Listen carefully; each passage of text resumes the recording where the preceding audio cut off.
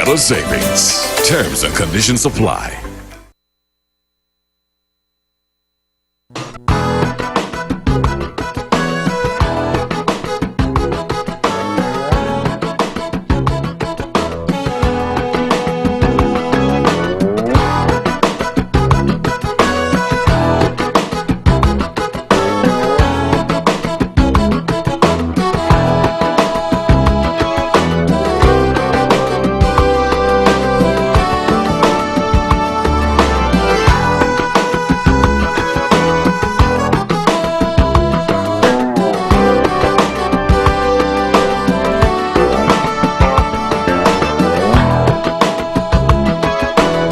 Good evening and welcome to another episode of Talk That Get Results. I'm Reverend Webbo Herbert, and as per usual we're here every Tuesday evening with something that at least we think is of community interest and or of some concern. And if you think that you have something which fits into that category and you'd like to find out how you can be a part of the program, well, why don't you drop us a line, address it to the Let's Talk program in care of Vaughan Radio, P.O. Box 195, Charlestown in Nevis. So give us a call. Our numbers are 1-869-469-1616 and or 1700. Here's a suggestion. You have a question or a comment, perhaps you can get a pencil, piece of paper, write it down, so that you're well organized, and when you're getting on the show you take as little time as possible so that we can accommodate as many of you as we can. We ask only, first of all, you respect yourselves and then respect others, because we will not accept anything we deem that's not within our broadcast standards, but we encourage you to always be forceful with your point.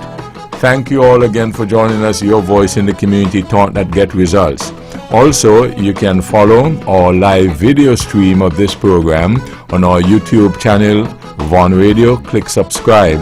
Our Facebook page, Vaughan Radio. Click subscribe. Thank you all again for joining us. Your voice in the community, Talk That Get Results. Tonight, Roger Fifield, good evening. Good evening, Webbo, and good evening to my fellow panelists.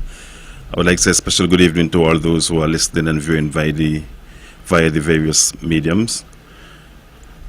Webbo, I just want to send out birthday greetings to all those who are celebrating, whether it's a birthday or anniversary. Hope that you are having a wonderful time this year, special day. Special birthday greetings going out to my coworker Wendy Wilkes. I hope you're having a wonderful time.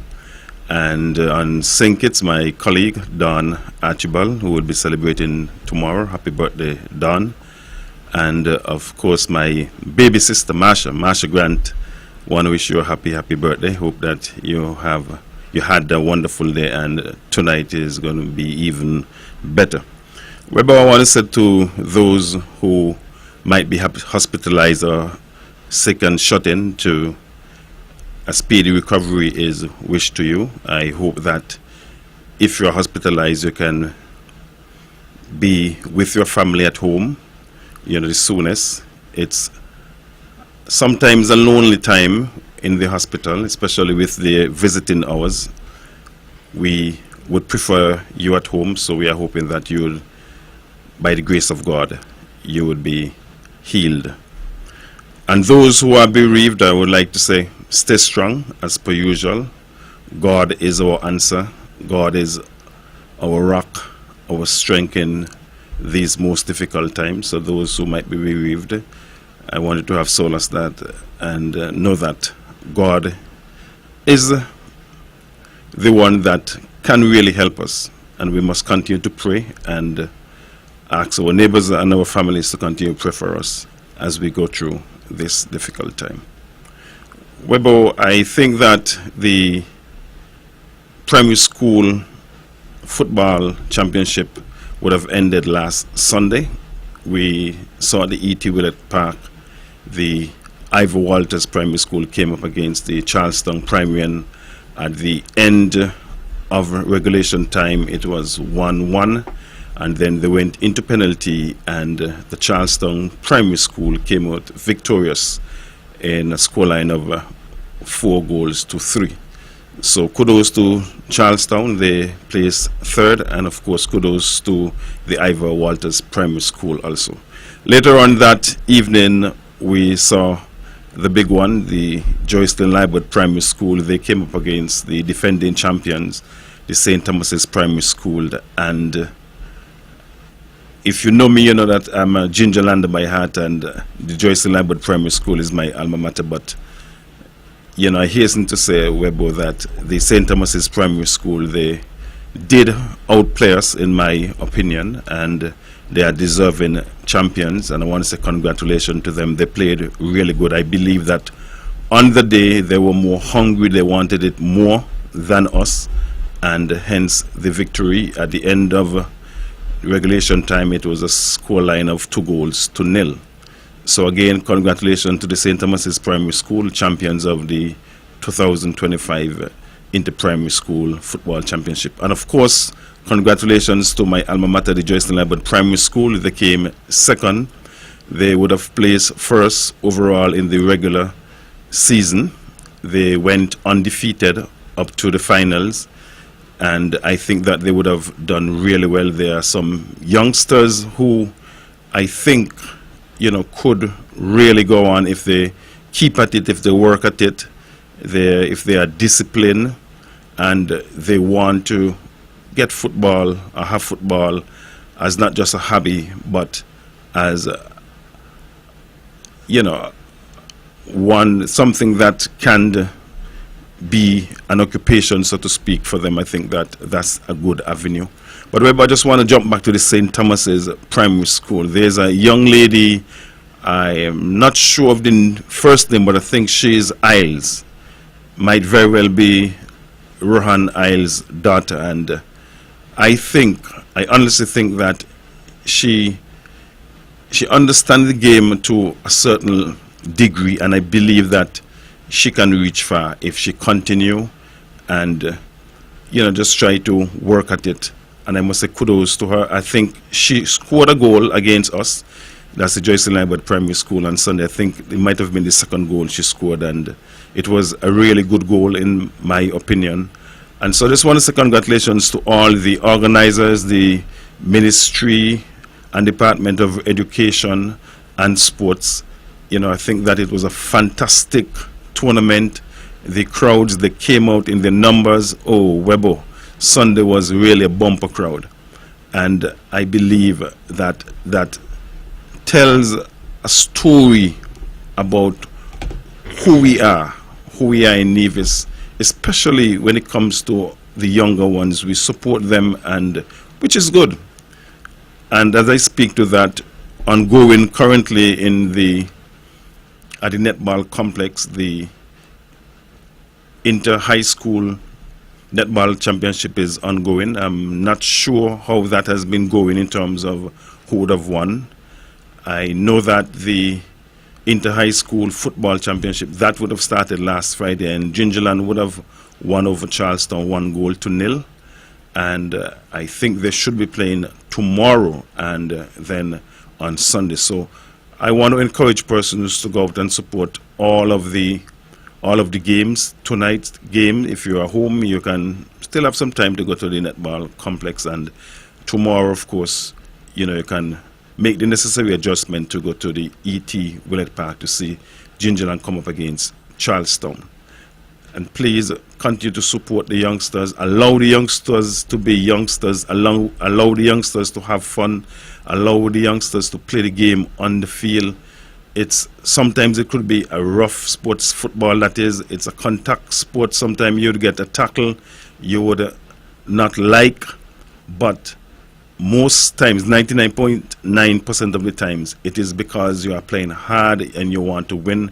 Please, I encourage all, you know, to play with, you know, play hard but play fair, and have a wonderful tournament, and at the end of it, may the best team win.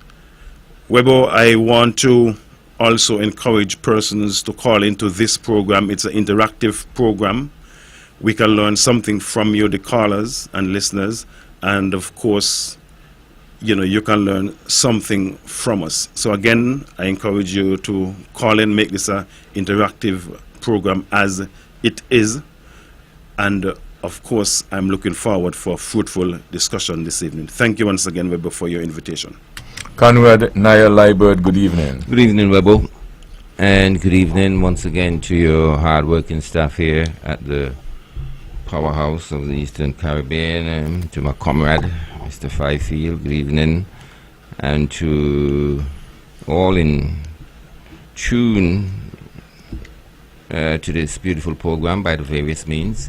Webbo, it's always a pleasure to respond to your call to come forward and be a part of these discussions, and discussions that are affecting the people in positive ways and negative ways here on island and in the region, and sometimes even globally. I want to say good night to my friends in the international circle in Toronto, Mr. Libert there in Connecticut, Mr. Herbert there in Florida. Good night to you guys, and these are people who are always locked into the program, who seems to know a lot more about Nevis than I do, even though I live here. And of course, they feel every ease and squeeze. They celebrate every little victory that we enjoy here on island. And so I'm always, within a good state of mind to know that Nevisians abroad seems to be even more patriotic than those that are here, than we. And they are so much engaged with what is going on, so much engaged with the future of this little island.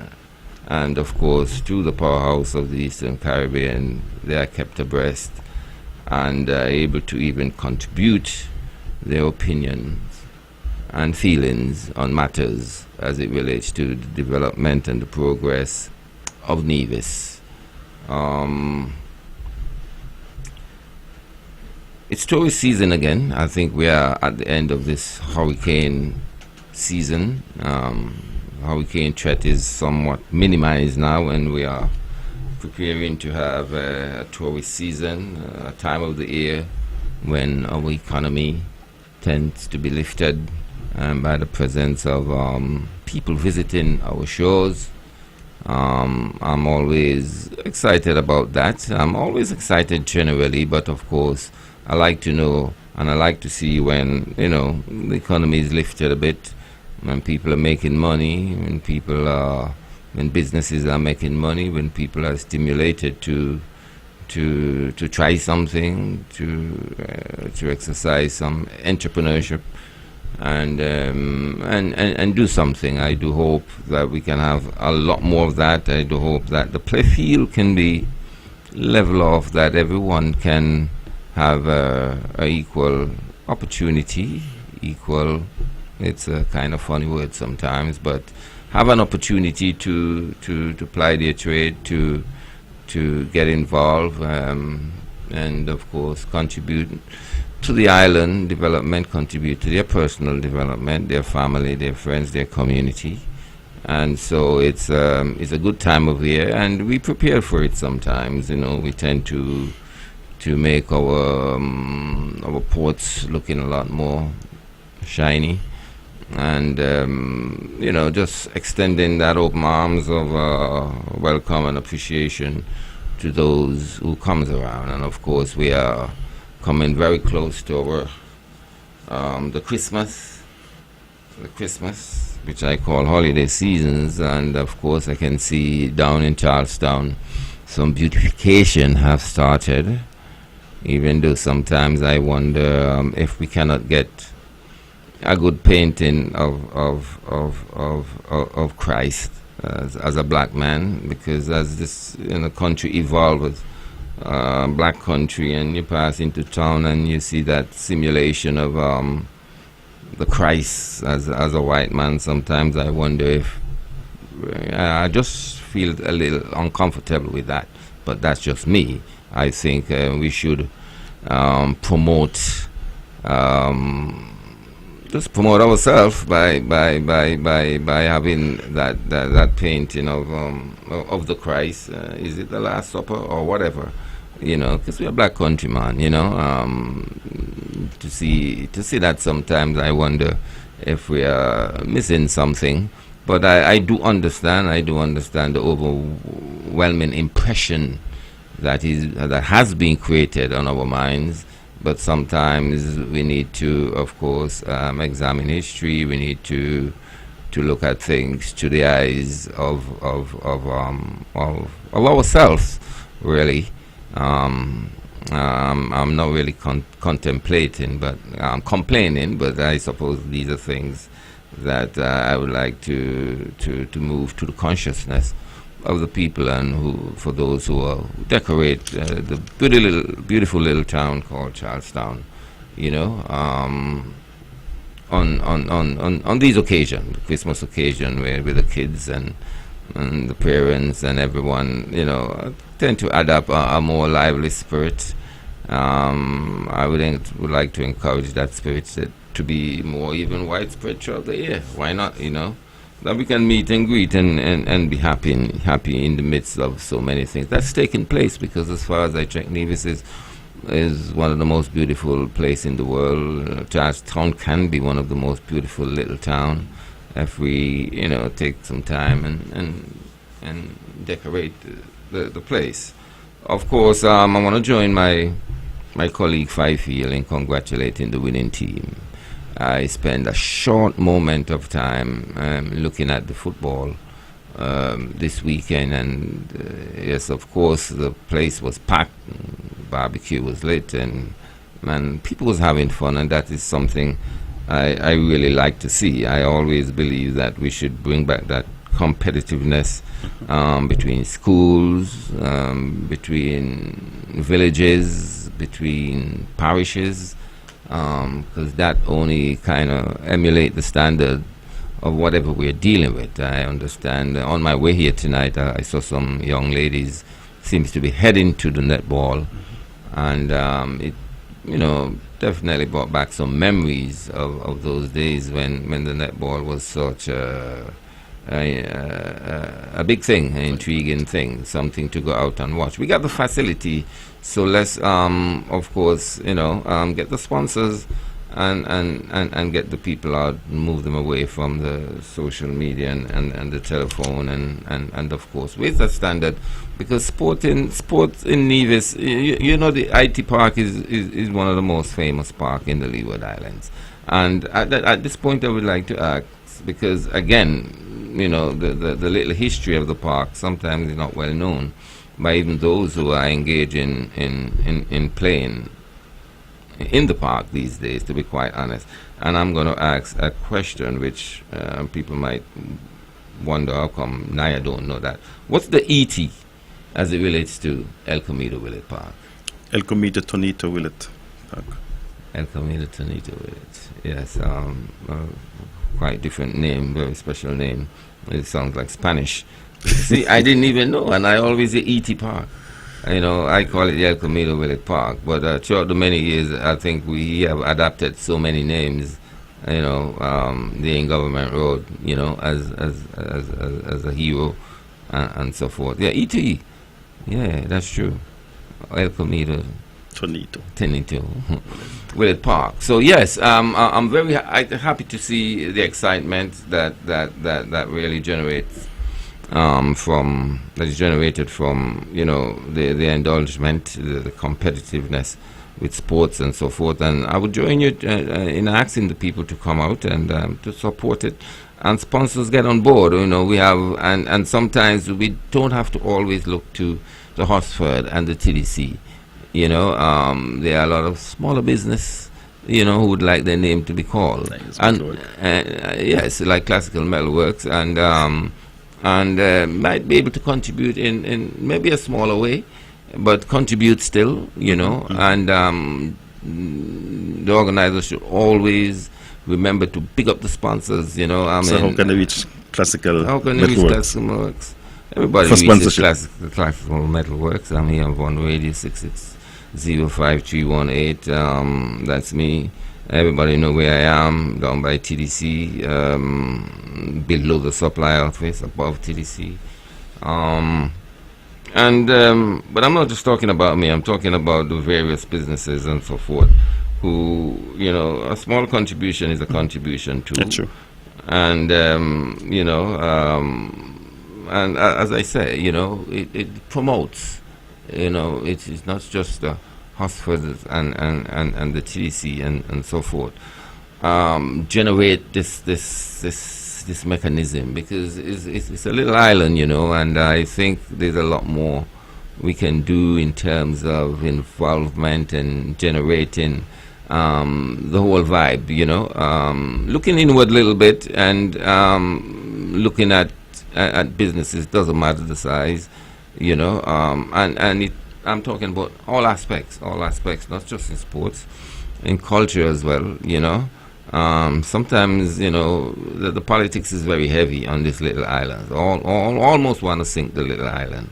The political boats are, are overloaded, and sometimes I think we tend to, that sometimes become an impediment to the intercourse that we should have with each other, business and everyday people and everyone, and I think we should try and get over that, because the politics would be the politics, and progress will be progress for all, and skepticism, you cannot really erase that. They're going to be opposition to things, and you must also appreciate that, and they're going to be cross opinions, and I wish we can truly be honest, and even those with the who think they have the very intellectual minds, get involved and have an honest debate, because the youths are listening, Of course. the youths are listening, and sometimes, because we listen to some of them with their intellectual background and so forth, we are somehow twisted by their opinions, and there are many times they are serving a different motive, and not the motive that we really should be on about, really. Now, if I can just cut you just man, just for a moment, now, I want to say a special good evening to a young man that goes to a young male that goes to the Charlestown Secondary School. I don't know his name, but he saw me in town today, and he came up to me, and he started to talk to me, and he asked me, would you be on the program tonight? And I said yes. He was in uniform, and he told me that he listens to me, on Tuesday night. So is he from government? I'm not sure. He goes to Charlestown Secondary, but I don't know the name. Yeah. So I guess he knows who he is. So I want to say good night to you, so and continue to listen. And I can almost say that there's one government road, and I can almost tell you who he is. I don't know him by name, but he have met me and almost said the same thing to me. Quite a nice and interesting little youth, Yes. It could be Rogue, a guy called Rogue. Yeah, I know. Rogue who drive bus. It could be his son. Okay. It could be his son. Interesting little kid. Very intelligent, and he seems to just have a nice way of approaching you. Yes. And communicating with you. And I also wanted to ask a question about the games, because I heard you make reference to a girl from St. Thomas's. Isles, Young Isles. So, girl and boy will mix up this weekend to play? Yes. So, yes? Yes. Oh, that's interesting. So, the St. Thomas's team was a mix of girl and boy. Well, all the teams. If we have a girl which is potentially good enough to make the 11, yes. Yeah, that's it. And I dare say I believe that, she has the potential to make a first 11 if you were to pick a team. In my opinion, that is. I have seen her played before. I would have seen her played last season also, and she has come on leaps and bounds, and I think that she's really one. She could very well, once she continue along that path, she could very well be one of the first to become an international player from St. Kitts Nevis as a female. Okay. That's just my opinion based on the potential that I see. Well, there's a female team, you know. There's a female team in the federation. Yes. A good friend of mine who works with me sometime as a welder who I've taught. She plays well. Plays football. There's actually a female team. I think And, Bath has a female team that plays in the league in singles. Yes, and this particular young lady is just about 18. And she's been chosen to train with the squad. Okay, nice. The federation squad. She's very good, and so that's a good thing. We need to really encourage the young ladies sometimes, and that's a good thing for them to be playing with the males too. You know, Yes, because enough yes. time they're better than the males, you know, enough time they're rougher than the males. Oh, you know yes. what I mean? But we tend to have this all cotton and cushion approach Yes. and feelings when it comes to the ladies sometimes, you know what I mean? Even when I look at international cricket, I sometimes wonder if the English woman team can beat the West Indies woman team when they're not playing properly. But to mention that, are we seeing an improvement in the West Indies team? Are they down in Well- New Zealand and they're doing well? Well, just before I go there, Go there. I want to congratulate Carlin Bowen Tuckett. He has been selected to the Leeward Islands Hurricanes team, and not just as a player, but as the vice captain. So I must say kudos. I think might have been last week, Cornwall, he stepped down, and young Go is now the captain, and his vice captain is our very own Carlin Tuckett. So kudos to Carlin, and as I said last week, I think it might have been that I see potential in him, and I think that he can go from strength to strength. Now, in terms of your question about West Indies and New Zealand, they are playing currently 5-match series T20. The first match, the West Indies, they won that. They had it all wrapped up. Some persons might have thought, and then their captain Satna, he's really a bowling all-rounder, and he came and he started to, lick the ball all about, as we would say in local parlance, all about the park, and they came really close to win. And then the second match, it was also a tight match. I think the West Indies, they were chasing 208 for victory, and then we were really in a tight one. I think might have been 106 thereabout for eight wickets, or something like that. And then I think it was Shepherd and who it was. I think it might have been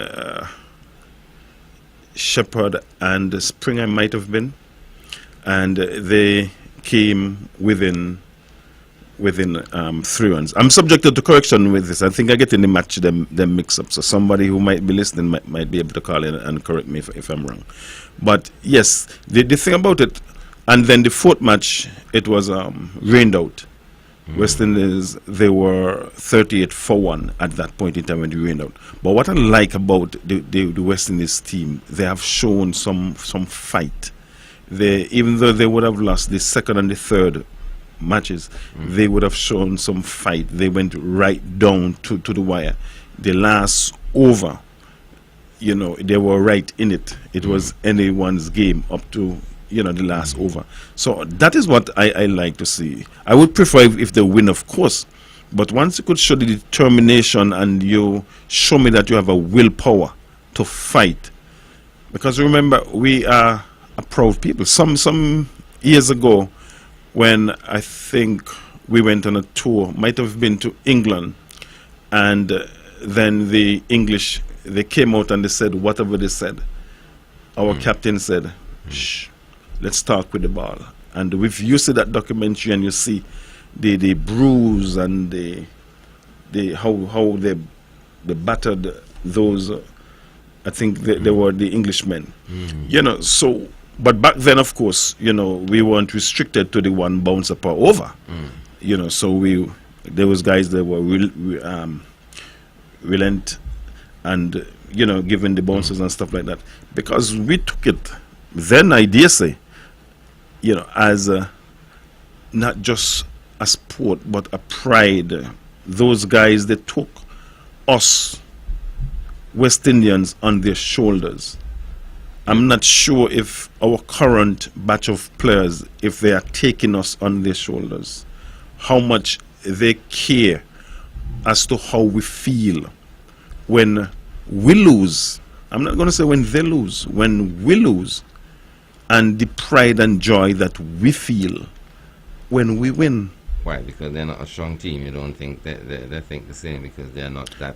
I'm not saying it is not because we're not talking about capability. They are not a strong team.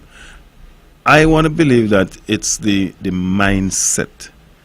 I want to believe that most of these players, they are thinking more about the bread, about the money, and I'm not saying that they shouldn't think about the money, mind you, but I'm also saying that that small component, the fans, your purpose on the field, what you represent, who you represent, I believe that that should always be to the fore of their minds when they are done in the West Indies colours.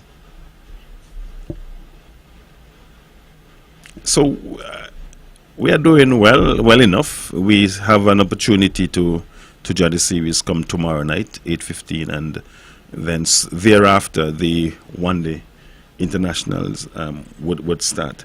But I don't know if I can kind of a segue here, and I want to go back to something that we spoke about maybe some months ago, the roads, the way we drive, and just 2 or 3 things I want to point out. I don't know if you would agree with me, and maybe this can be drawn to the driving public and of course the pedestrian. When we come down Government Road and we take a right to go across where the blind school is, and there's a 4-way junction. So there are 4 L's, so to speak, which are stop signs marked on the road, solid white, and I often drive there, and for instance, I may come there first, and then as I'm to come out of the junction, then somebody just comes straight across.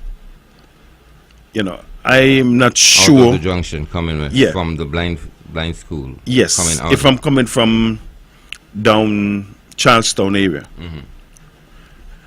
But this is my take. If it's a 4-way stop, the driver that reaches there first should have the preference to leave first. So if, for example, if you are there first and then I come across and I meet you there, I should allow you to go out and then I go after. I don't know. I think some of the markings that they are fading. So maybe they need to be remarked. Then you sure they are markings? They are markings. I'm telling you, but they are fading. So maybe is there a zebra crossing right there? Not there. Not there. Okay. Not at the junction. So I just wanted to highlight that, and maybe the persons who are responsible could probably freshen up the lines for the motoring public. And also, this is more of a suggestion. When you come around Featherbed Alley, that is to the back of the Charlestown Health Center, or what was the Charlestown Health Center, you come down from the Ramsbury, you come straight down, and instead of going around across between the Credit Union and the Methodist Church, you go down that road. And when you come up Chapel Street, you take the first right there. Yes. I believe that that portion of road, in my opinion, maybe it's about time for it to come a one-way. I don't know if it's going to be a one-way coming down from Credit Union and going through, or when you come up Chapel Street and going through. But that road, I believe, just my opinion, it's narrow too. Yeah, and sometimes you are coming down and another vehicle coming. I want to believe that maybe it's about time for it to become a one-way. So persons who are listening, the authority, I suspect that, well, it's just a suggestion from a small poor boy from Webb's ground. So I don't know, but I'm just saying it. And then too, if we drive, sometimes we drive up Government Road, especially at the afternoons, you know, a little after 4 after work, and you reach the top of Government Road, and the amount of traffic, you know, traffic coming across the Pump Road, and traffic coming up, traffic coming from Hamilton. I am not sure, but that road, I do not know if the authorities probably want to look into maybe having a crossing guard, maybe directing traffic there, or maybe even stoplights, something. It's really, really, really congested, that road. And at mornings too, you know. Actually, I was told, I never became a part of the congestion, but someone who doesn't live here told me that he spent quite a time on that road, you know, in traveling that road around, you know, closing time, 4 o'clock, you know. Well, I suppose these suggestions are very important because, you know, I'm not sure if it's the police traffic department responsibility. I think the idea of a one-way to the back of the old Charlestown Clinic should be deeply considered, yes, because that section, which is very close to Chapel Street, is quite narrow. It's quite narrow, and if a car is going, 2 cars will be difficult to pass right there. I can understand that little road becoming a one-way. It can really make sense, you know. I'm not too sure about the area from the hospital coming down and going on across the blind school, because if you're coming down from the hospital and there's a car coming out of town coming straight up Government Road, yes, you're obliged to stop. Not right there, Naya. When you come across where you meet to go across by Flow, when you're coming from Flow, there's a stop there. Oh yes, okay, over right, there. Right. Yeah, that's what I'm speaking of. Oh, that's a dangerous area there. Yeah, when you're coming from Flow, when you're coming across from the blind school, remember it's one straight road. Yes. And then if you are coming up okay, from Ramsbury, coming up to the back of those Jew, you come straight up. It's almost to go straight to the back of the hospital. Yes, it's almost a straight road there again. Road, so there's a 4-way stop there. And I'm saying that you know, those markings probably need to be repainted, freshen up. So persons can see. And from my take, as I said, the driver that reaches there first should get the preference to move off first.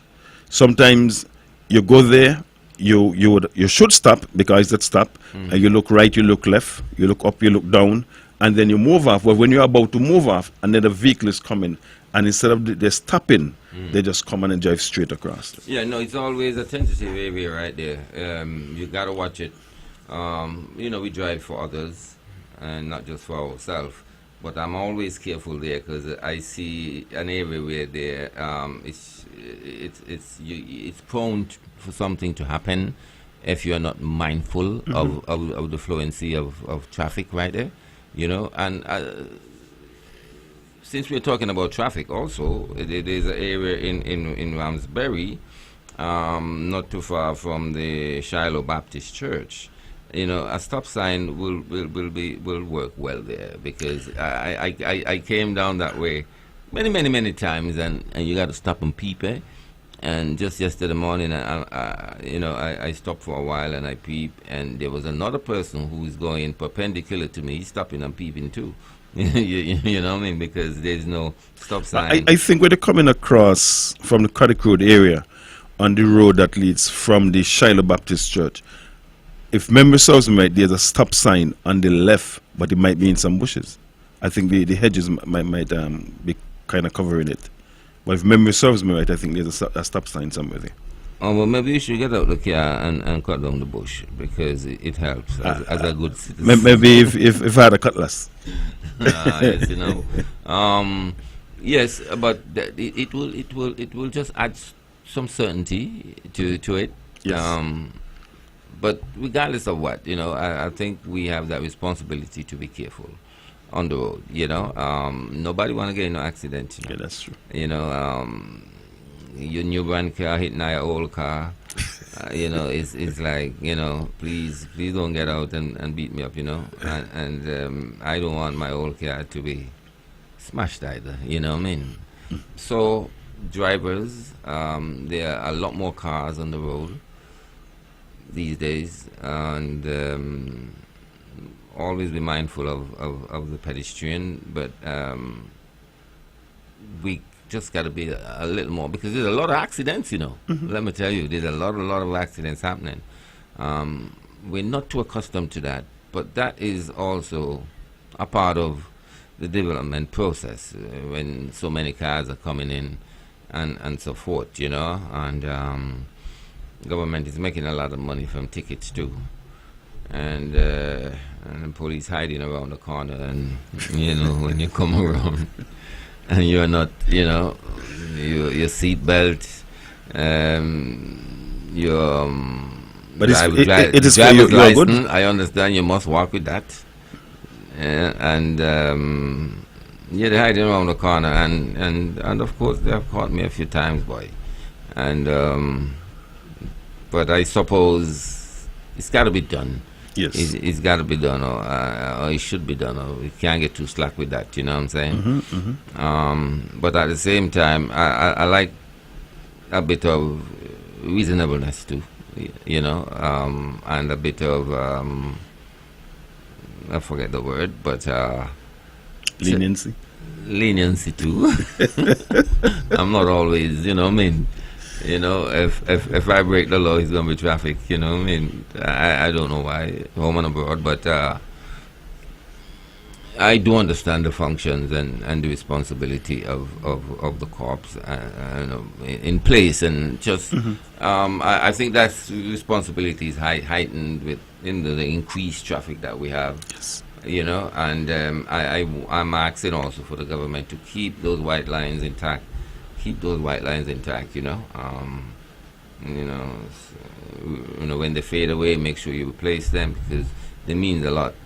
They means an awful lot. And of course, let me say this: stop using your phone and driving, because I mean, I see that just this morning. I'm driving behind a vehicle on Hawkins Drive, and they're going really slow, really slow in front of me. You know, I want to get on. You know what I mean? And so I overtook the vehicle, and here's the driver right there. He's on his phone, and I said to myself, well, I hope you see that there's a corner coming up, you know, and don't keep straight, you know. But I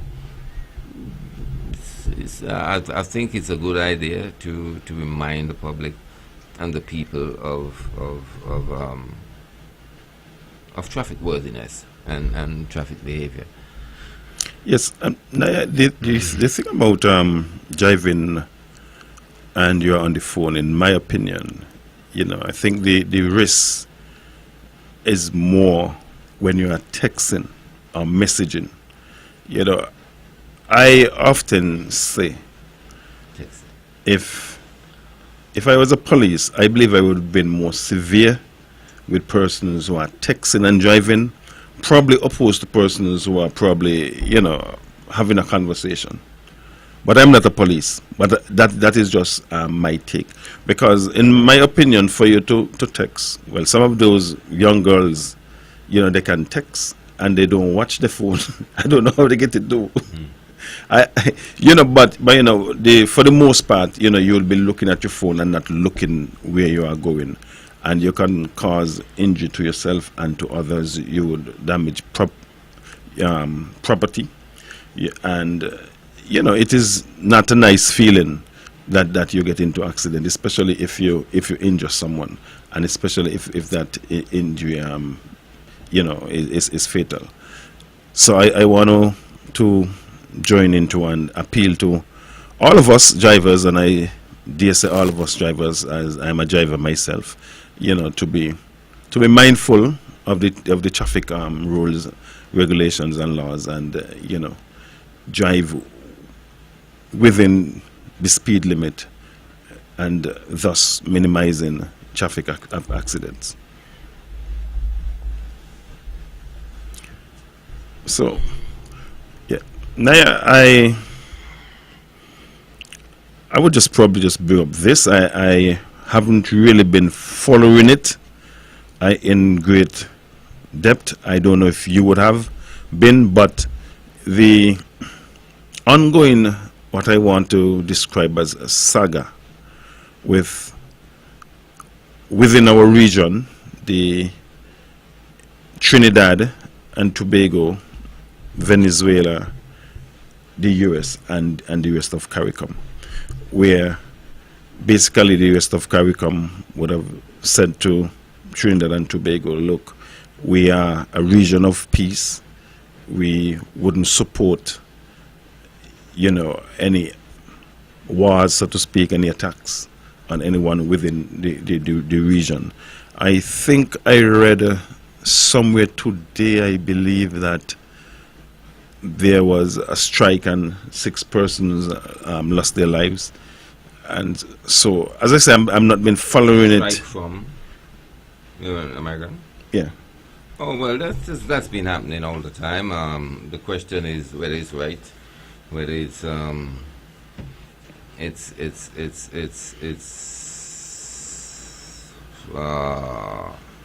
whether it really should be happening. I understand that even fishermen in Jamaica are afraid to go out. I really, when you listen to the American media, I have not heard much as it relates to their saying, well, it shouldn't be done. They say that their intelligence are so sophisticated and certain that when they do a strike, it's because they have definitely knows that drugs have been moved. Venezuela and Trinidad and others are saying it's not necessarily the case, and I believe it's not necessarily the case. I believe it's an intrusion. It's something that we shouldn't be experiencing. I can't really say much in terms of the responses and the preparations and what's going on recently. I've heard that Trinidad been calling up some of the soldiers. I don't know to do what, but as far as I check, that thing that is being done by America really, I cannot in a wholesome way say that they're right. So I must say they're wrong. They should not really be doing that on people entering international water. When we look at it and we look at the timing, and even the strikes and the warnings, so to speak, that was sent to Nigeria, and it is said that the Nigerians are killing off the Christians. The Christians? Yeah, the Christians. So, but when you look at those countries, when we come right back here to the Caribbean region and we look at Venezuela, we see abundance of wealth. We see abundance of oil. So a school of thought would be, is it that the underlying reason? You mean both in Venezuela but and also in President Trump in Nigeria too? President Trump would have said that they are drug dealers transporting drugs across to and from Venezuela. So there were some Trinidadians and they were bawling and wailing the death of their son, and they claim that their son wasn't someone like that. He was a fisherman, and he was always clean. So, there's a lot of going to and fro, so to speak. If it is right. Well, we call America our big sister, and there are times we feel we look to them for protection, and there are times they act in a way that hurts us and minimize our sovereignty, and I think in this case that's what's taking place. They have interest in any place that have oil and so forth. But then I suspect too that they go back to the Monroe Doctrine. That was put in place way back when. I can recall when I was in fifth form, I had to learn that out of my head. I knew it up to a couple of years ago.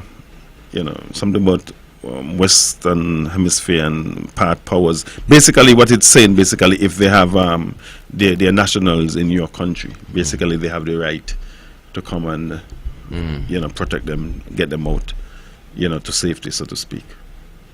And that what I think they use in Grenada back in the early 80s might have been 83. So I was very, very young then, primary school, but I think I can remember certain aspect of it. Well, that's what we're playing with, and I think the world is a single place, is one place, and Americans would be on Nevis. But what sometimes really get to me is that their interest sometimes just deal with Americans when the situations affect, for instance, some go on in Nevis. Why you just think about Americans and get them out of Nevis?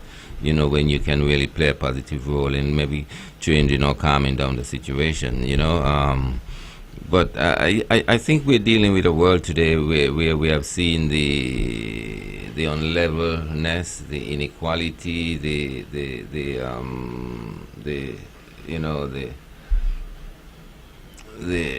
paradoxity,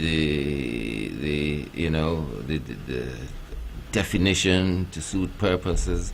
I think what we have seen in places like Gaza. What we have seen as it relates to Israel and America and the West is enough, to remind us that we are living in a crucial time, where equality and human rights and terrorism, they all have different definitions according to their applications, you know what I mean? And so and it's just the world we're living in. I mean, of course, I would like to change it, but I need help, and that's why sometimes talking from these mics, you can only speak to these issues and try to encourage people. But I think money plays a great deal, wealth plays a great deal, resource plays a great deal, and so forth. And I think along that line, I think the great skepticism and the earthquake beneath the SSZ zone is part and parcel of that kind of feelings that people have, whether or not they are a resource, whether or not, how things will be shared and so forth. But in mentioning that, I think headline of the newspaper, the Observer newspaper, speaks to the island administration being meeting with groups, in particular the sixth formers. I know you made a recommendation that I think they say 40 plus sixth formers. You made a positive recommendation when you said that they probably should have included the fifth formers as well, and according to the newspaper, the youths are excited about the SXZ zone and thinks that it will provide multiple jobs and so forth. So fifth, I'm not sure if there are going to be more consultations going forward or what. What says you on that matter as it relates to not just what the government is doing, but in particular, as the newspaper um, promotes that the kids are very excited. Well, you see, our children are really the present and the future, so to speak. And if they feel a sense of optimism, if they feel a sense of, want a need or want for this particular project, I really believe that, their voices would have been heard. As you indicated, there was a forum some time ago with the NIA and our 6 farmers. And as I said, they are the future. And sometimes with the older ones, need to listen, because guess what? They are more adept and in-depth at technology than us.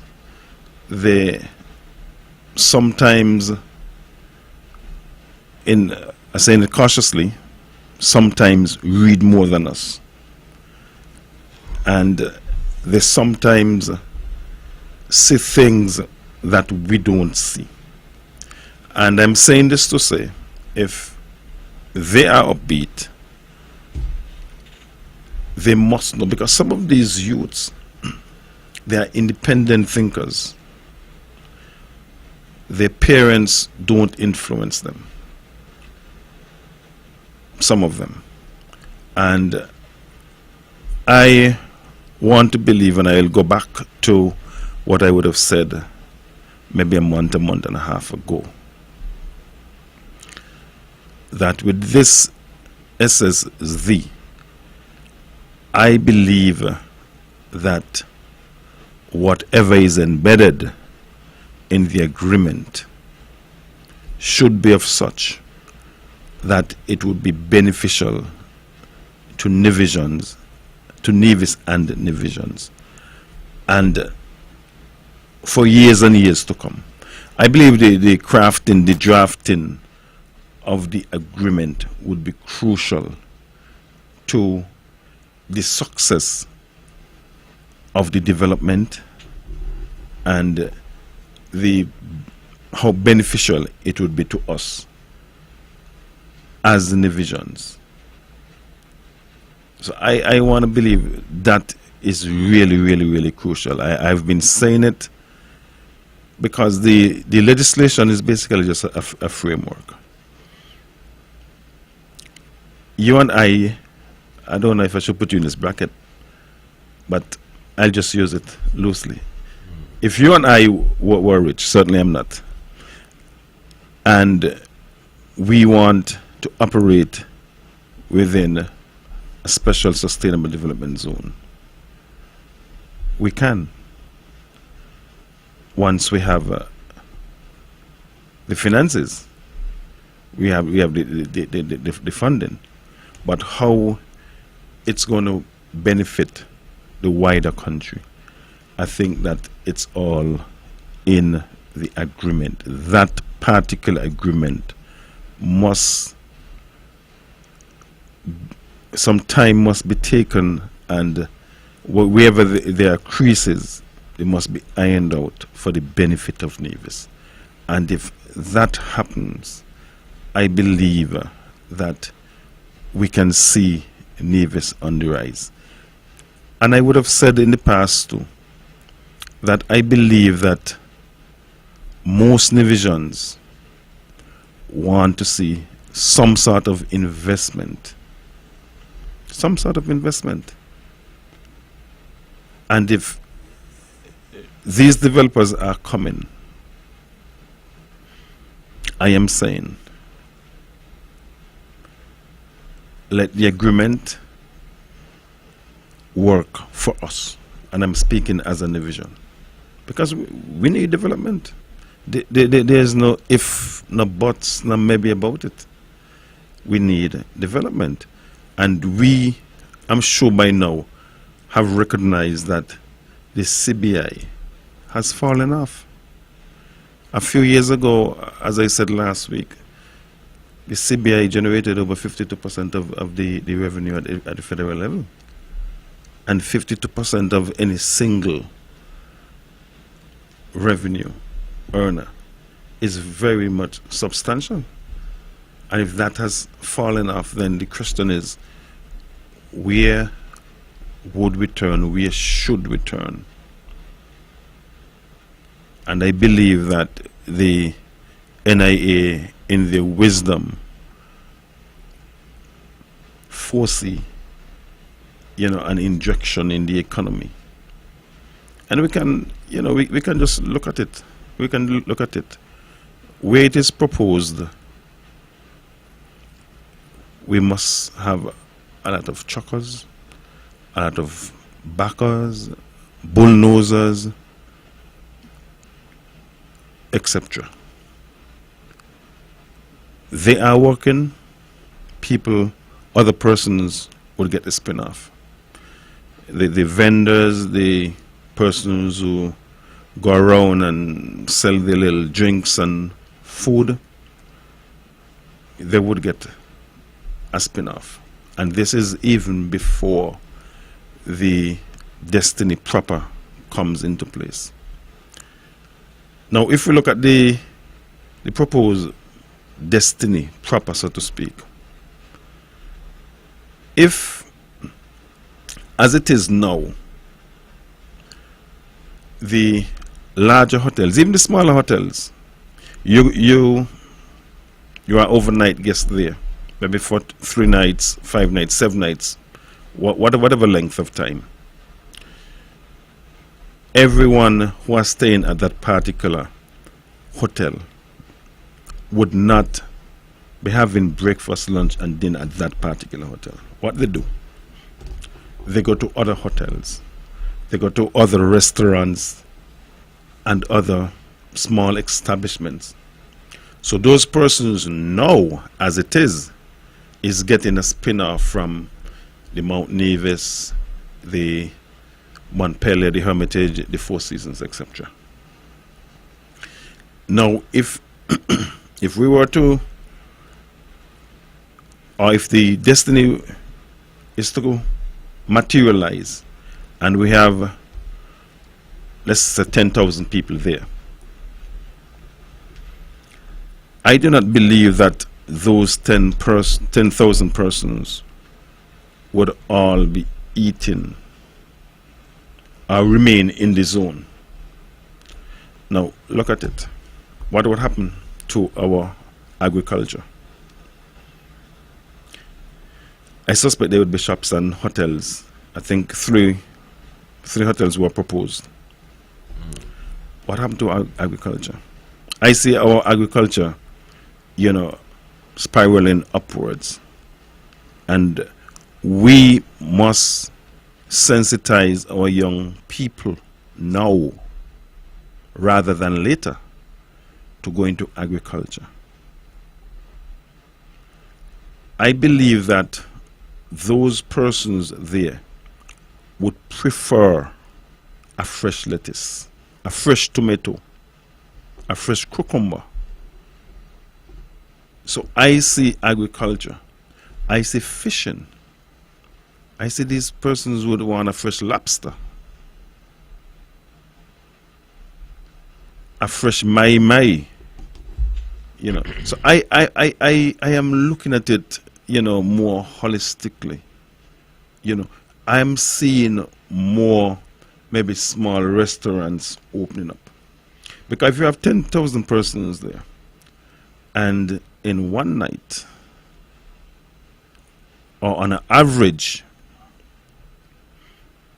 on a nightly average, you have 1,000 persons leaving to go around Nevis to eat. Persons recognize. Persons going to have a little establishment. Maybe just local food. Maybe a diverse cuisine. But persons are going to open up.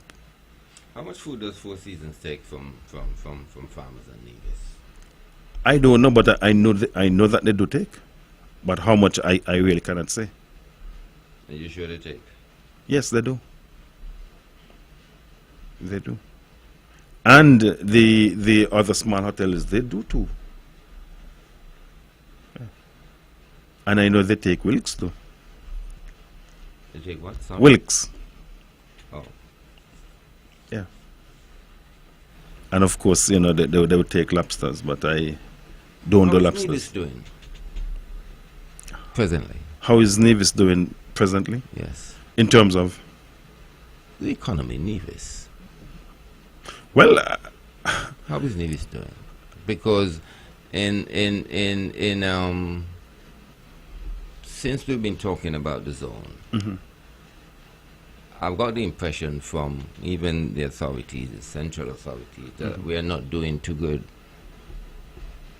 well, what? But prior to we talking about the zone, we see to we're doing excellent according to them. Naya, why don't you come closer to the microphone, please? We seem to be doing excellent according to them. Who is them? Or the governments, the island administration. So I'm asking you the question: how are we doing? Because since we've been talking about the zone, I've been getting the impression from them that we're not doing too good. But prior to this conversation, this zone thing, the impression I always got is that we are doing excellent. Well, Naya, So I'm just asking you, how are we doing really? I How really is believe. agriculture? I believe that you're asking a specific question, but what I would say, Naya, what I would say, Naya, is that I believe that we are doing relatively well. I don't know if we can use this as a yardstick, but when we look over the past several months, and we see, for example, you know, what the premier would have said in terms of the importation of vehicles. I mean, there are a number of vehicles that have come in over the past few months. And Yes. as I said, I don't know if we can use that as a yardstick. Because when we import vehicles, we're looking at a number of taxes and duties. Import duty, custom service charge, the environmental levy, VAT. So I'm saying that people wouldn't import vehicles, in my opinion, unless they have a means of clearing the vehicle. Most persons, they don't have the ready cash. If the economy was down, in my opinion, I do not believe the banks would have been lending monies like that. Just my opinion. The question is it because of a good economy why people are importing vehicles, or because people are importing vehicles, it creates life in the economy? Well, if there's life is in the economy, then the economy must be buoyant. No.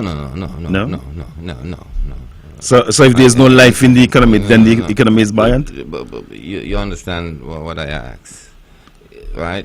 Is it because there is a good economy why people are importing vehicles, or because people are importing vehicles and there are more vehicles here now, and all the taxes and the mechanics and everything, it gives more life to the economy? I am not of the opinion is the reason why people are importing vehicles is because the economy is good. People are importing vehicles because vehicles are cheap. But Cheap. what I'm saying, Naya, Okay? from my little understanding, People are right? importing vehicles because vehicles today are absolutely cheap out there. You can get a vehicle for $1,000 US. Everybody complains The only problem is when it get here, the massive import duty, you know, and then other people tend to, you know, make their way around that in some ways by saying, well, because of business they are importing a vehicle.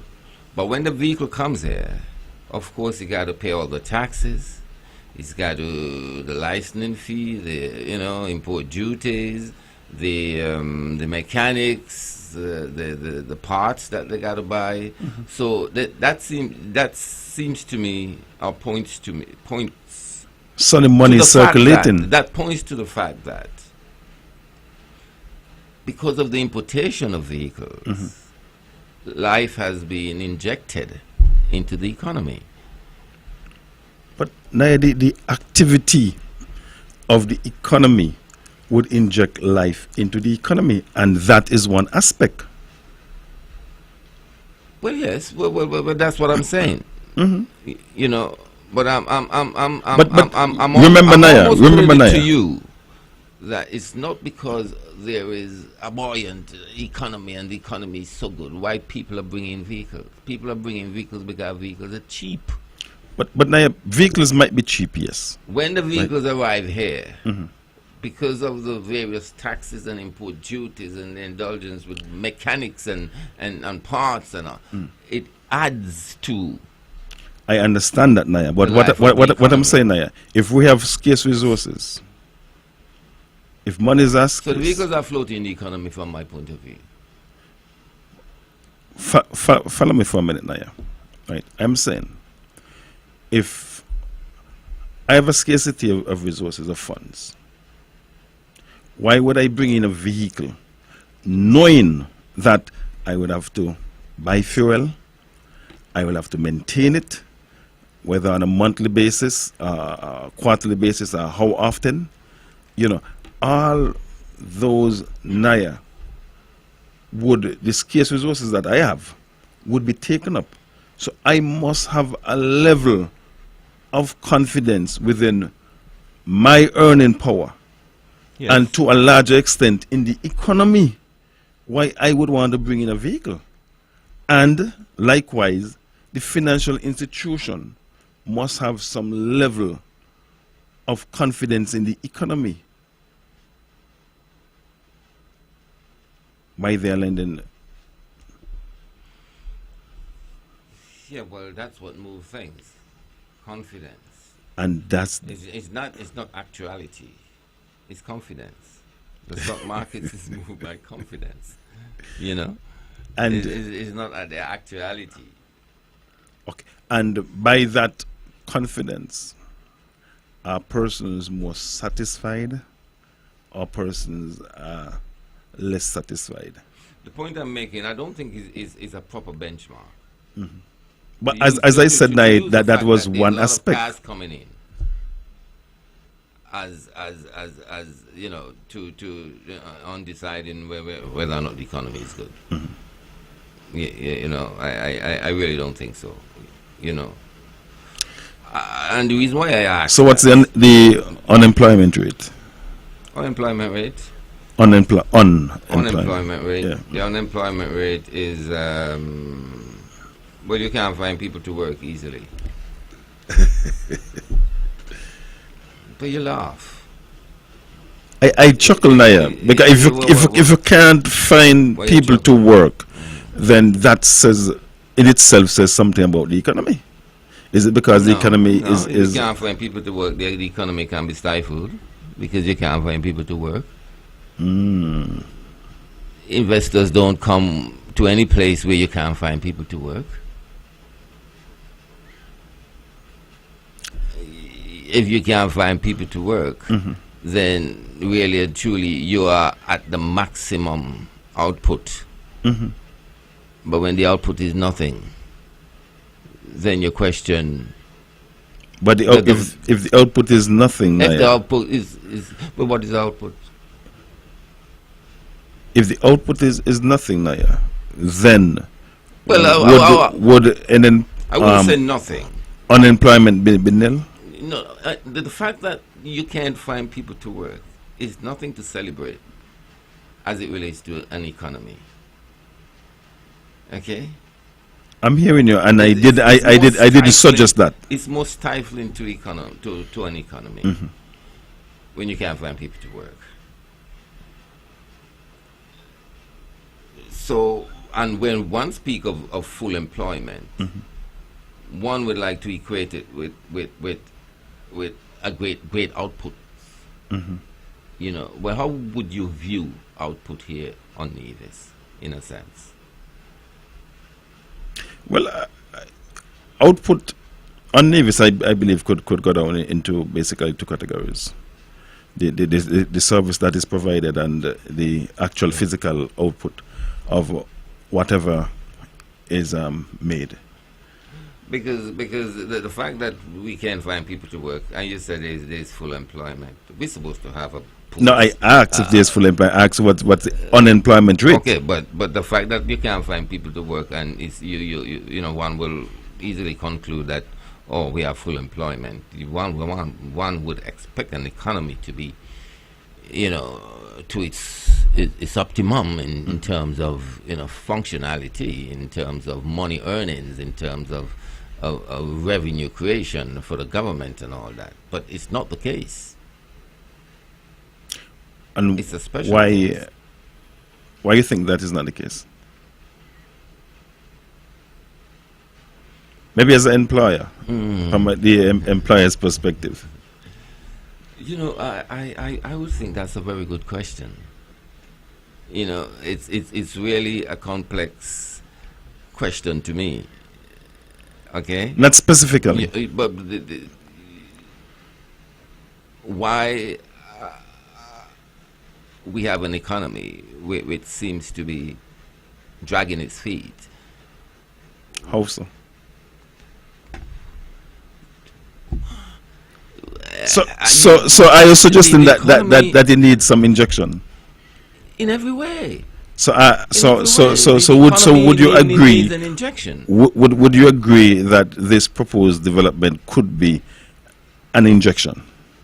All this proposed development can be an injection, but you see, here's where A positive injection to Here's that. where we got to be careful.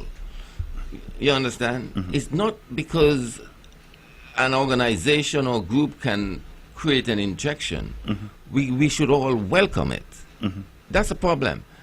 The terrorist group, them got all the money in the But world. You know. I just So said they a could come- positive. I just said a positive injection. Well, a positive injection to you simply mean what? More development. Truckers making money. Fishermen got place to sell their fish and everything else.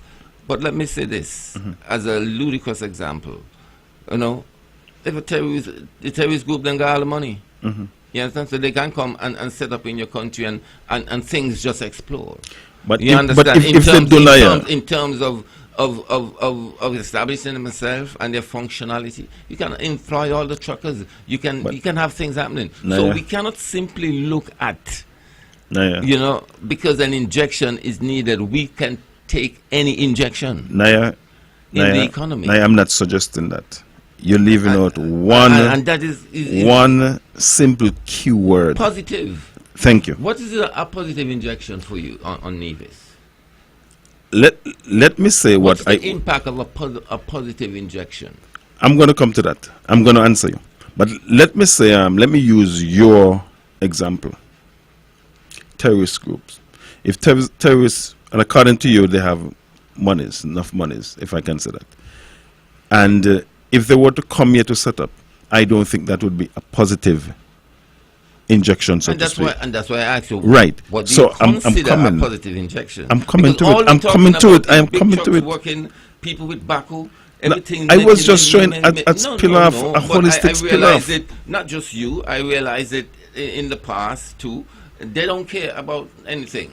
The character of these people, who they are, where they come from, what they believe in, that doesn't mean anything to them. What matters to them is whether Nevis would benefit. Now, What is benefit? Let me ask a question. Let me ask a few questions. Permit me to ask a few questions. And are you a Rastaman? Yes, I am. Okay, good. If I want to build a fence or a gate, should I exclude you because you are a Rasta and I am not a Rasta? It's up to you. But that's what we call prejudice, maybe, or something like that. So you believe that you are prejudiced? Me, I'm not at all prejudiced. Well, I'm just asking. Because you would have said, based on my example, that it's what prejudice is, basically. So, my brethren, Yes, Rasta. we should simply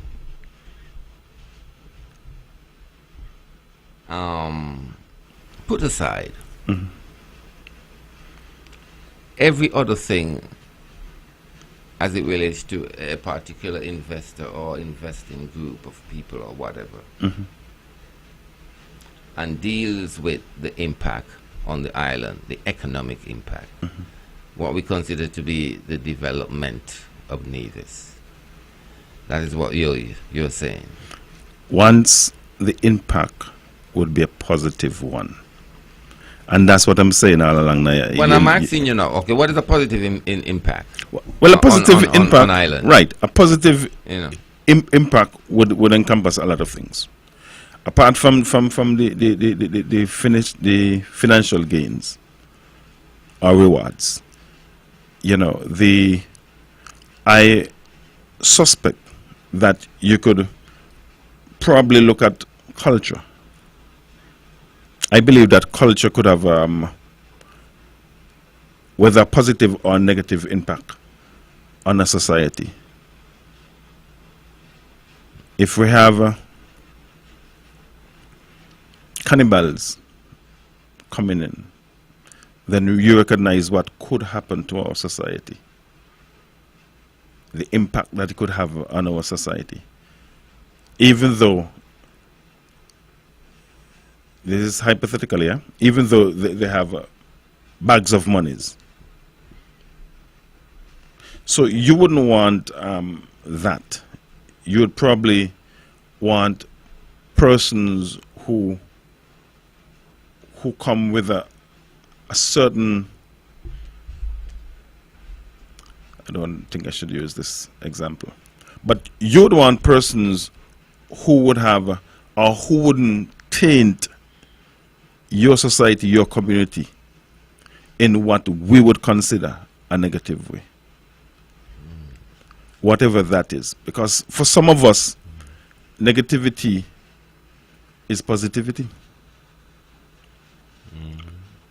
So we must decipher, you know, what is positive to us, what is negative to us. And I'm going to tell you why I say that. Because some persons listening might be lost and work out what he's saying. If I decide tomorrow to go and rob a bank, you may look at it as being negative, but I may look at it as being positive. Why I look at it as being positive, I might be saying, oh, hey, this is a good chance for me to get a couple $100,000 from the bank. And I can buy this, I can buy that, I can buy terror, I can buy the other. You understand what I'm saying? So that is why I say some persons may look at something that most of us deem as negative as positive. would you say a developer or developers that come on island and engage with the truckers and enough buildings being built and so forth, enough money being spent, but at the same time it increases the likelihood that Nevis is going to be blacklisted? Would you say those are good investors? But that wouldn't be positive, Naya, in my opinion.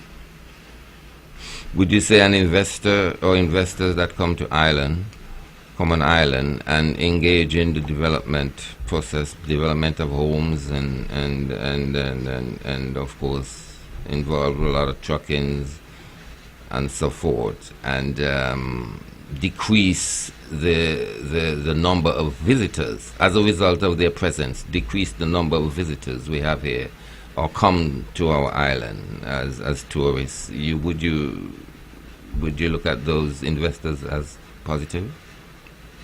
I'm not sure how any developer investor coming here would have a negative impact, or persons coming here would be on the decline. I am not seeing how it links at all. So maybe you would have to find some adhesive to link me to exactly what you are saying, because I don't understand that. Well, the ludicrous example I draw is, it can be one of those examples. If some absurd people come here with absurd ideas, extreme ideas, and tend to, and of course they spend a lot of money and involve trucking and they building buildings and all that and so forth, but they are of an extreme, say, terrorist business. Let me just take this. Let me just take this. Good evening. Okay.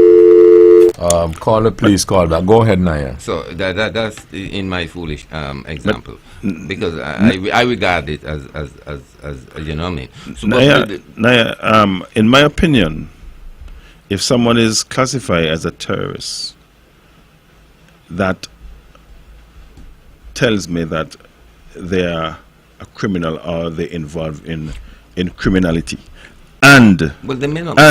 And if that is the case, I would want to think that we would deny them entry. We would not allow terrorists to come in, or we should not allow terrorists to come in. Okay. So in the first place, or anyone with such links, put it that way. They may not be, but have such links, so, or they are financed by terrorist organizations.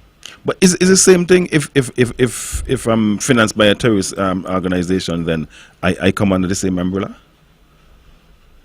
What about the investors that might come that totally disregards the morals of the country, and within their zone they live in such ways that is not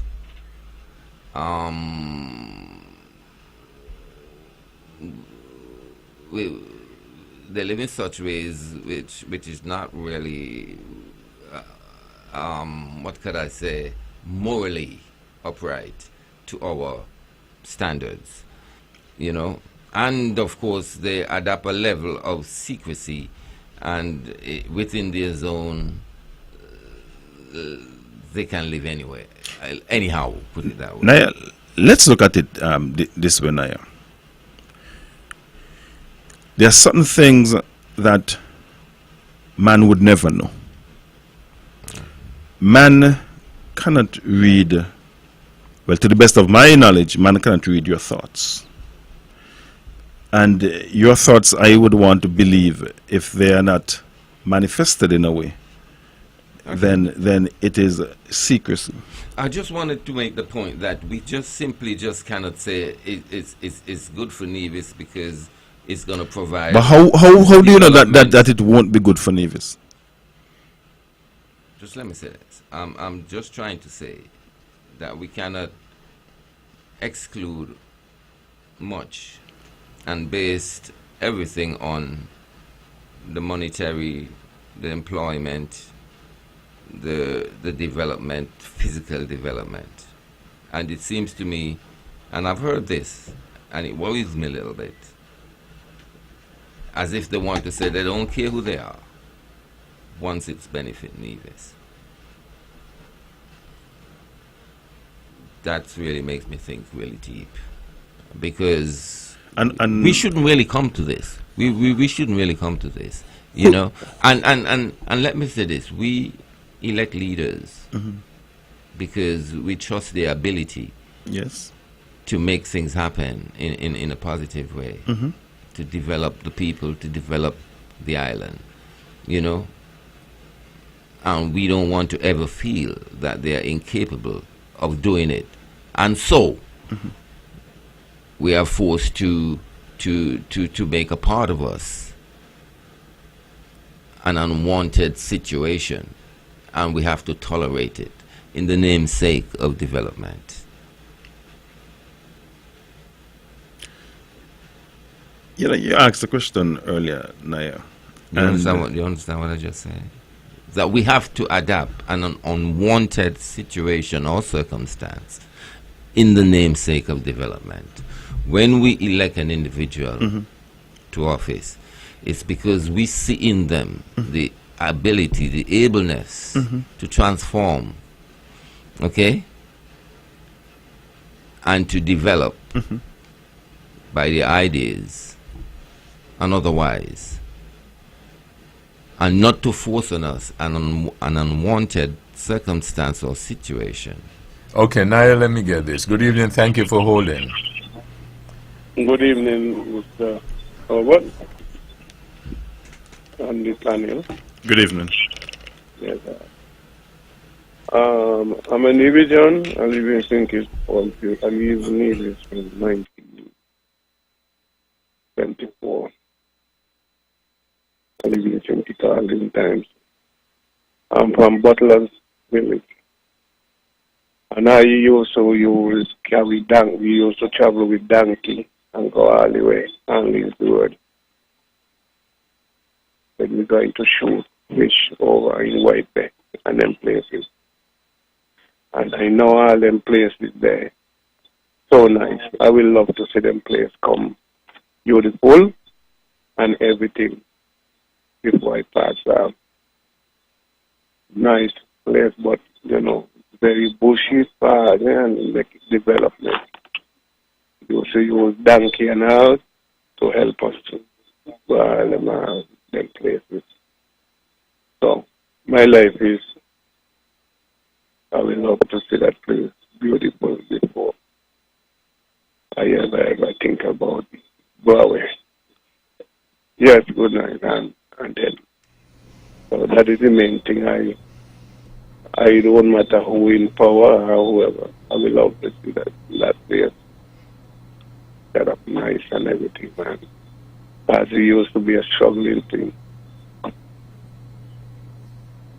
All them places, you got to bush, you donkey carry you all under these because a donkey break out good.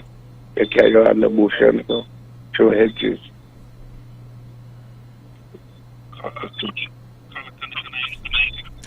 Yes, sir. Caller,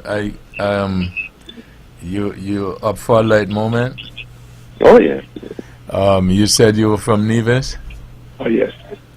but you left Nevis 1974? 1974, yes. Uh-huh. Yes. You left the Nevis talk too because Nevis people said donkey. Well, You agree with that? I could say donkey this year. Oh, okay. Well, yeah. But That's why I tell you it's a light moment, Yes, yeah. St. Kitts But, people said donkey. Yeah, Yeah, okay. All right, that's it. I think Roger wanted to ask you something. Yes. Yes. Maybe not just so much ask, but caller, from my understanding, well, the White Bay area that you alluded to is in the Hickmans area, general area of the Hickmans, and from what we used to travel all the way right underneath. We reach all the way under Hanley's Road. Hanley's Road. Yeah. Black Bay and sometimes I was the bagman. They shoot the bag full of fish. I come in, bury them under some grape bush, back out again, get the fish. But afterwards, it's a struggling time to get all the way back to Butler. Sun hot and everything. And it was, but place down there, it's nice to pick up, and I don't see no problem in that. What I wanted to say to your caller, if you're speaking to the SSD, my understanding is that it's not going to be extended all the way up to Hickman's. That's why I was saying that. No, we wasn't thinking. We just hitting the berry, go over some little gut and everything. I'm familiar. I'm from the Zion area. I'm familiar with. I know you're from over. Zion. Okay. Yeah, I have people in. My mother they live in Zion, up in Manare. Okay. So I know the place. I just would like to see this place develop, man. I don't know why. I really like this place, and because sometimes we go all the way that we're going over way down there. And lag. And lag. Yeah, lag was a big thing back then. I was the lagman, I was the bagman, and sometimes the guys them get a little tired. They come And the lag and rest. yeah, take a little rest and relax. Yeah. You know, Yeah. the dust from most that will mash up the area over there afterwards. Fish and them did die and went away and so. I guess by now everything's not good again. All right. Okay, caller. Yes, sir. Okay, thank you. Yeah. Yes. Raja Naya. Yes. So we development. Yeah, you were talking about the So I did development. ask you how Nevis is doing, and you think Nevis is doing. Why do we have to wait for a development such as SSZ or any development in that scope to see agriculture where it's supposed to be? I am not sure that you understood what I said. What I said, agriculture, we would see an increase in agriculture and agriculture produce. And I believe that speaks to itself. I would have also said that we need to start now to try to get the youngsters involved in agriculture. I didn't say when the destiny comes into being. I said no. And I'm sure maybe some months ago, maybe over a year ago, I would have said the same thing towards agriculture. Okay. You know, we need to be able to sustain ourselves as much as possible. And one way, of doing that, it's through agriculture. We have to get How's to... the Archer doing? The big area that they plant thousands. How is that doing?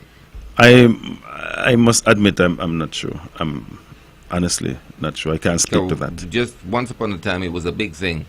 That big things are going on down there. Okay, good evening. Thank you for holding. Good evening, gentlemen. Good evening. Yes. I think that, in a nutshell, the misgivings about that SSV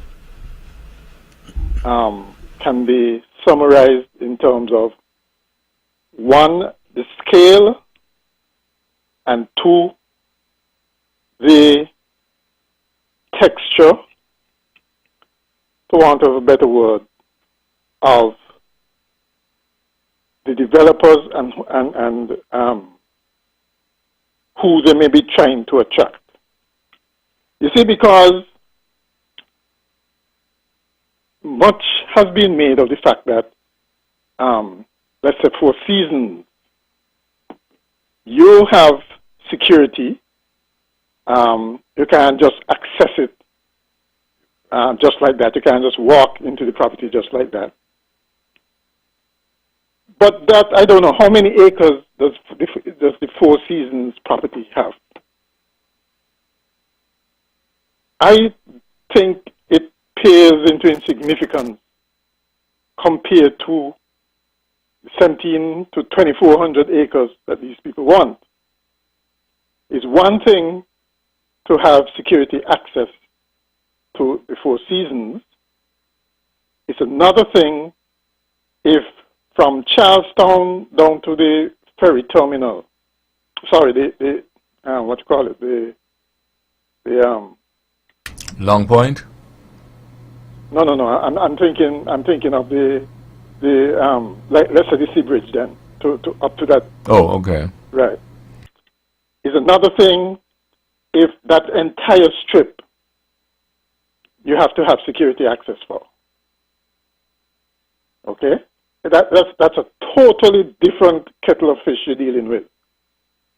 Right? And I think that is what some people might be squeamish about, because we don't know, first of all, the type of security access is going to be, right? And I don't think we like the idea of a big swath of our land being, well, we have limited access to it. See, because there's one question that was asked that up to now I haven't heard a suitable answer for. Why was a special sustainability zone necessary? What's wrong with our existing package of alien land holding licenses and concessions and those kinds of things? Because everybody is comfortable with foreigners coming to live among us. Okay? I mean, and some of them are very wealthy. So it isn't that the wealth frightens us. They obviously come and integrate within our society. We get the impression that this particular zone. Go ahead, yes. Can I ask a question, Carla? Yeah. Carla, maybe I can partly answer your question, the last part of your question, in terms of why a sustainable development zone. Special sustainable. Right. Right. Now, when we look at the area in question, there is no infrastructure, no water, no telephone, no electricity, etc. Now, my understanding of this special sustainable zone is that for you to be a part of, for you to develop in that zone, there is a percentage of the infrastructure that you have to put in on your own as the developer. Meaning your electricity, your phone, your roads, etc. And for it to be sustainable, meaning that it would have to be some sort of, from my understanding, some sort of green energy. So I do not know if that partially answer your question. With regards to Four Seasons, you know, the government would have had to put in all the infrastructure. The government now, or the legislation. Hold on. Walk with me. Who told you that? Who told me? That the force government put in force infrastructure at Four Seasons.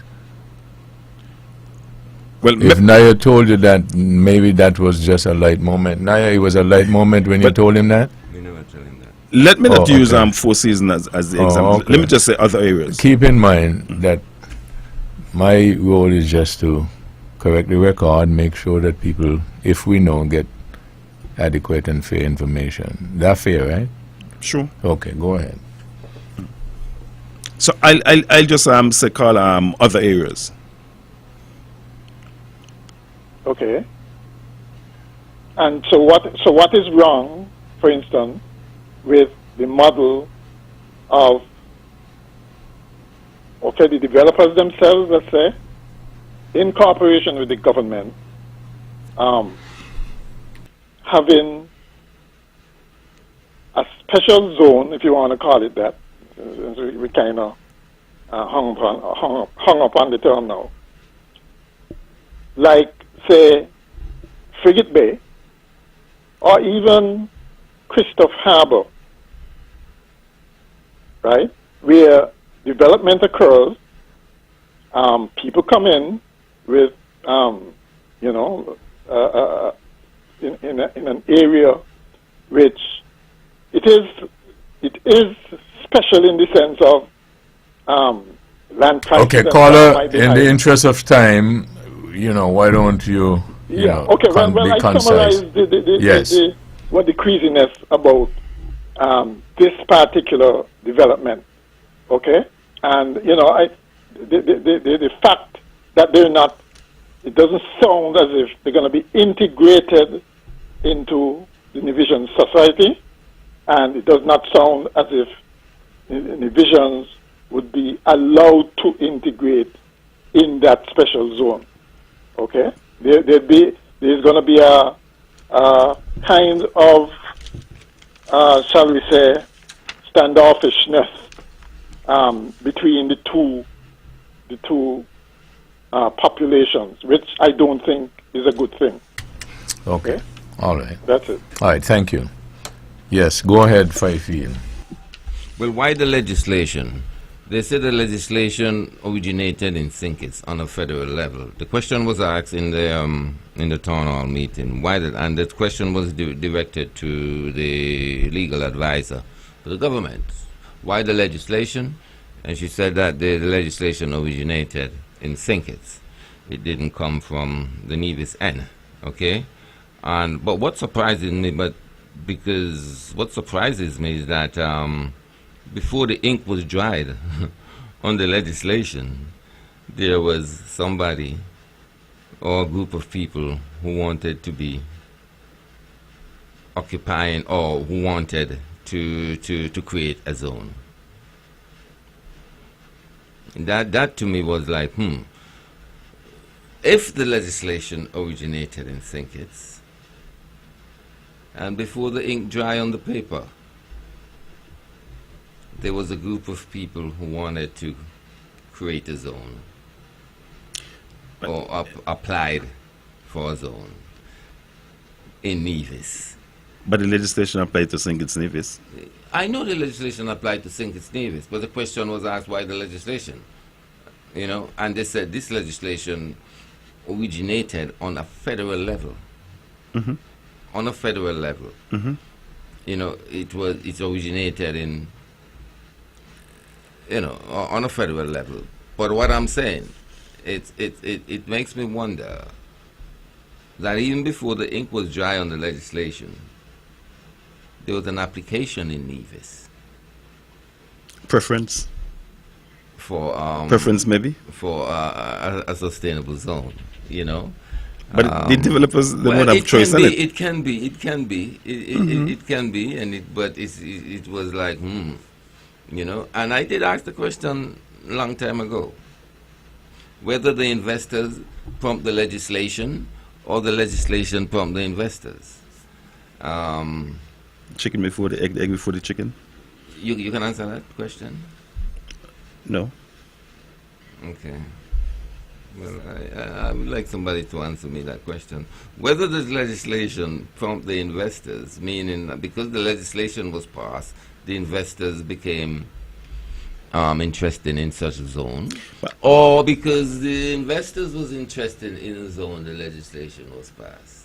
Well, I don't know, but I don't know. I think there's moments a bit ago, of relevance in that question. Maybe not. Moments ago, you would have indicated that persons elect leaders for their visionary foresight and stuff like that. And do we ever pause and say, well, maybe the government had that foresight that persons may want to operate within a zone, so let's put legislation in place so in the event that persons would want to operate in the zone, then the legislation is already there? Oh, well, if they had that foresight was pretty a short one, because as I said before, they didn't do any legislation paper. Somebody was applying for a zone. But it is what it is, and I guess we are working with it. You may see it as foresight. I look at it as questionable. But it is what it is. I think this whole thing and the volcanic eruption under this is the unanswered questions and the apparent not knowing, but from the public point of view, you must have known. Let me ask this question, Naya. To your knowledge, did the government sell any lands in the south coast, on the south coast? Not to my knowledge. They said anything on land. So why are persons saying that the government is selling out lands and selling out navies? A young man met me earlier today and he said, "Oh, the government sell out navies." I mean, do you? Well, I align yourself don't know. in that? I supply what they're implying, and I asked Brand this question last week, that if the Prime Minister has to sign off on any zone in Sinkits or Nevis, isn't that transferring some authority of the lands in Nevis to the Prime Minister? He said no, but to me that's almost logical. If, as it relates to sustainable zone, the Prime Minister have to sign off on it, on any zone, in Sinkits or in Nevis. That seems to me... But technically, I don't believe... that some authority must have been transferred from what is within the bosom of the housing and land here in Nevis to the Prime Minister. I don't believe technically that he's signing off on lands. Well, there could be no zone in Sinkits or Nevis without lands. Unless the Prime Minister... Yes, I understand that, but I'm saying technically, right? Technically, he's not signing off on lands. He's signing off on... remember, the agreement... Zone. The agreement for the zone, would have to pass through, if it's on Nevis, the cabinet at the NIA. Yeah. Then let me not say it. Then it would go to the federal, and then back to Nevis. But I know I have to go through the parliament in Nevis. You have to go to the parliament in to Nevis. both parliaments. You have to move on to the federal parliament, and you have to be endorsed by the Prime Minister. Yes. But what I'm saying, you must realize that there are certain things that would fall directly under the purview of the federal government. Hence the federal. And if you look at it, Sinkits Nevis, the political head is not the premier, is the Prime Minister. The Constitution says our land is Nevis is under the authority of the Nevis. So are you saying then that the legislation infringe on the Constitution? Well, I left that to the public to sort out. Yes, to a certain extent, it does. And if it does, as you indicated, then what? And if it does, then what happened to all the legal minds out there? Well, the legal mind, they all have an opinion, and I tell somebody today, that's why I went and studied law, so that I can have my own assessment of the situation sometimes. So based on your studies and you are learned, what your take? My take is that a degree of authority has been transferred, but it can be said that it is with that authority that is vested in the housing and land for that particular circumstance of a zone. Because you see, within the legislation, they yield. They yield to the federal government. It can be argued from that point of view, I suppose. So if it argued from that, do you think it would be argued successfully? Because anything could be argued, but that doesn't necessarily mean that you're going to be successful. But to be frank with you, and I might get some sticks for that, I personally don't think that would be a successful argument, really. Could you come closer to the microphone? I personally don't think that it would be, it can be argued, but I don't think it would be a successful argument, really, to be quite honest. So if you were to advise? If I was to advise? If I was to advise, I would prefer legislation that did not, the authority should have been vested within the island administration. So in terms as it relates to the finality of deciding upon a zone. So I would have preferred that. I got you. I would have preferred that. Because it would have fallen and no question mark would have to be asked about yielding anything to the federal government. As it relates to land. Well, I guess we see it differently. I don't see it as yielding to the federal government, because if Nevis so to speak, were to sign off solely on this, and then we speak to immigration and other such matters that fall under the purview of the federal government, then wouldn't you say that a breach of the Constitution in itself? All that, the Four Seasons and other developments have all that. And why this one in particular, we had to have that slight transfer. I call it slight. Mm-hmm. Four Seasons, you guys keep saying the same thing, but the same thing with Four Seasons. What is very special about the special zone? You know what is special about it? That the people don't want to have a state within a state, and the government here is trying to sugar it. That it doesn't really seem that way from the people's point of view. So are you saying that the Constitution of St. Kitts and Nevis will be null and void in that portion? No, I'm not saying that. The fight, Okay. the fight that is being kept. So we could, the fight so that is how being it could kept up be by the island administration and the federal government is about the sovereignty of the Constitution as it relates to the whole state of St. Kitts and Nevis. So how it could be a state within a state if the Constitution of St. Kitts and Nevis would be upheld? Well, implications. The implications of the bylaws and the development contract. And Implications. and how the bylaws would come into being? Well, the bylaws is going to become part of our laws. After they're ratified by the island administration and the federal government, they're going to become part of the volume of laws. And that is a very special thing. And Very, and very how do you special. know what the bylaws would be consist of? We're going to wait and see. Because that is what is going to Sound like you're determine- prophetic. No, prophetic business. That is what's going to point to whether or not it's going to be a state within a state.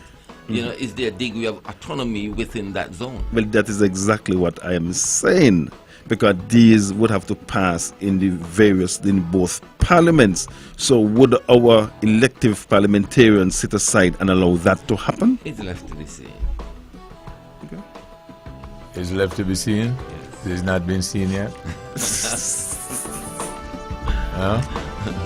Might as well, we can say that way. This program repeats tomorrow at 10 o'clock following the VON News Minute. Join the Honorable Mark Brantley tomorrow evening at 8 o'clock for On the Mark. Join Keith Scarborough on Thursday evening at 8 o'clock for Government at Work. Thank you all again for joining us. This is your voice in the community. Talk that get results. You all have a wonderful evening.